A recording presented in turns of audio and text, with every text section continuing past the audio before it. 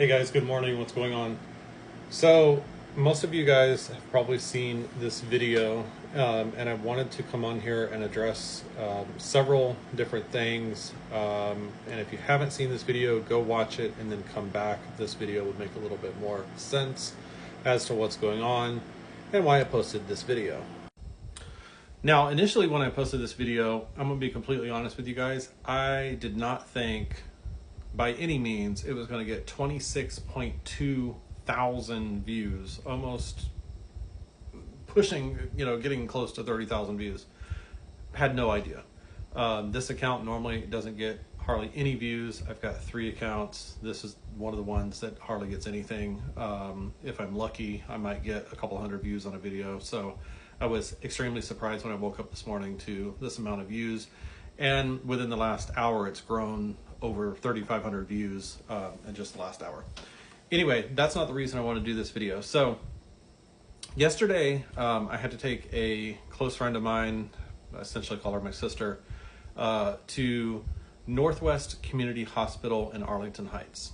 So when I posted this video, I did make a major mistake at the very beginning, and I said I was at Northwestern. I was not at Northwestern. I did redact that and correct it.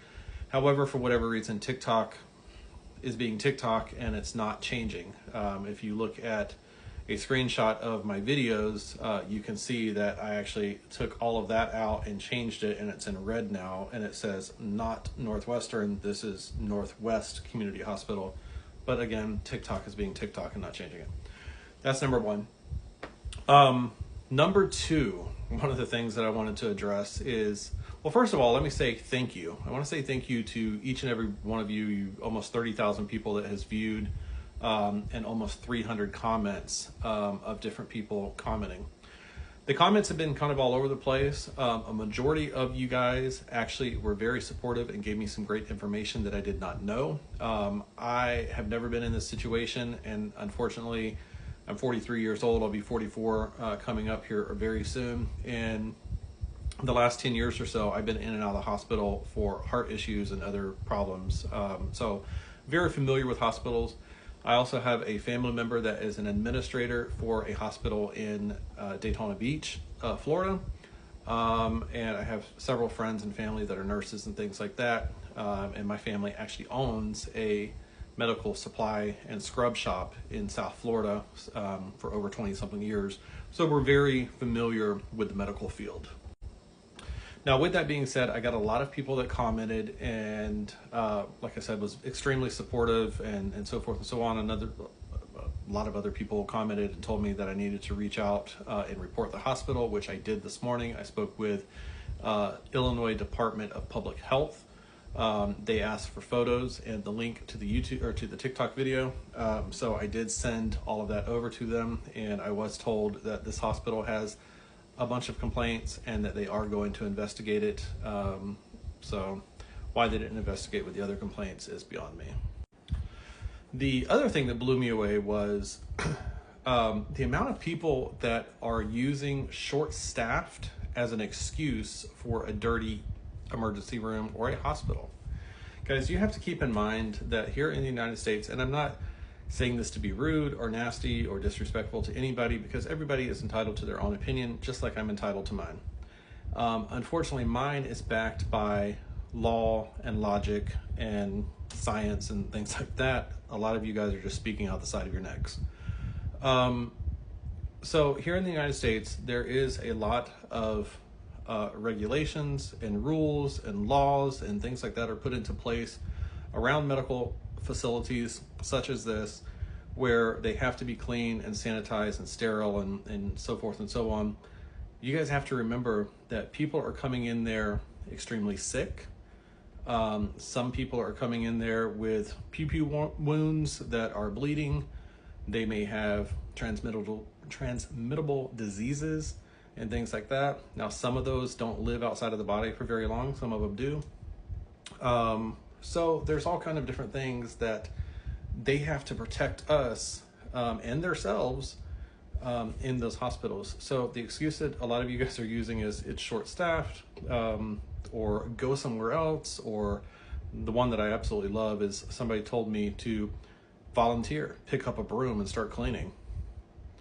Okay, because if I did that, I would be escorted out of there so quick, and you guys know that. Since posting this video though, I did learn that a lot of people have the same feeling about this hospital, the same complaints about this hospital. I didn't realize how many people locally was going to see this. I figured this would be seen elsewhere. I never really thought that it would be seen right here. But a lot of people are saying the same thing, that it's absolutely disgusting, the staff is extremely rude, so forth and so on. So I can tell you a little bit from like when we were there, what we witnessed.